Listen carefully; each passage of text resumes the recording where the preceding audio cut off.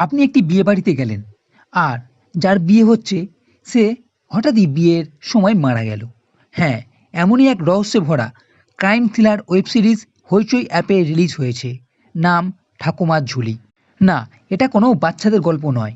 এর মধ্যে আছে এক ঠাকুমা যা চাতুর্য, এর সঙ্গে আছে একের পর এক কিছু খুন এবং খনির চালাকি।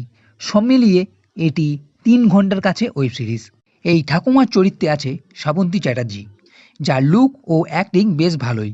সিরিজের প্রথমেই যেটা বললাম, গিরিজাবালা মানে ঠাকুমা ও তার নাতনি যে লন্ডন থেকে এখানে এসেছে, যজ্ঞসেনী তার বন্ধুর বিয়েতে যায়। আর যার বিয়েতে যাচ্ছে সে বিয়ের সময় হঠাৎই মারা যায়, কিন্তু গিরিজাবালা এটিকে খুন মনে করে এবং পোস্টমর্টম করতে বলে। জানতে পারা যাচ্ছে তাকে বিষ দিয়ে মারা হয়েছে।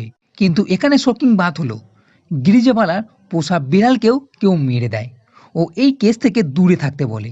এইবার পুলিশের এন্ট্রি ও ঠাকুমা ও যজ্ঞসেনী এই কেসে তদন্ত করতে থাকে। এই সিরিজের প্রথম থেকেই একটা টান টান ভাব কিন্তু দেখতে পাওয়া যাবে। এবং যে পুলিশ আছে বৃহস্পতি, তার এন্ট্রির পর বলতে গেলে পুরো সিরিজেই হালকা ফুলকা কমেডি সিনের জন্য বেশ মজাও আসবে। অন্য মার্ডার মিস্ট্রি সিরিজে এপিসোডের শেষে একটা করে টুইস্ট ডাকা হয়, কিন্তু এই সিরিজে না থাকলেও পুরো সিরিজের মধ্যে একটা জমাট ভাব এখানে আছে। ও যেটা আপনাকে বেঁধে রাখছে সেটা হচ্ছে খুন।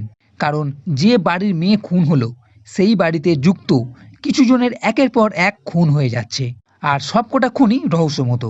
কারণ প্রথমে বাড়ির যে সেক্রেটারি, তার লাশ পাওয়া যাচ্ছে ফ্রিজের মধ্যে এক জঙ্গলে। এর সঙ্গে এই বাড়ির পুরনো কাগজ যে দোকানে বিক্রি করছে সেই দোকানদার চা খেয়ে মারা যাচ্ছে। এমনকি এই বাড়ির এক ছেলেও হঠাৎই ঘরের মধ্যে মারা গেল। তাই এমনই বেশ কিছু খুন এখানে দেখতে পাওয়া যাবে। এদিকে গিরিজাবালা ও তার নাতনি পুরো চেষ্টা করছে এই সব খুনগুলোর কিনারা করার জন্য। তবে এটা বলতে পারি, অন্য সিরিজের মতন এই সিরিজেও এই বাড়ির লোকজনকেই কেন্দ্র করে, আর এই খুনগুলোর পেছনে পুরনো রহস্য লুকিয়ে আছে।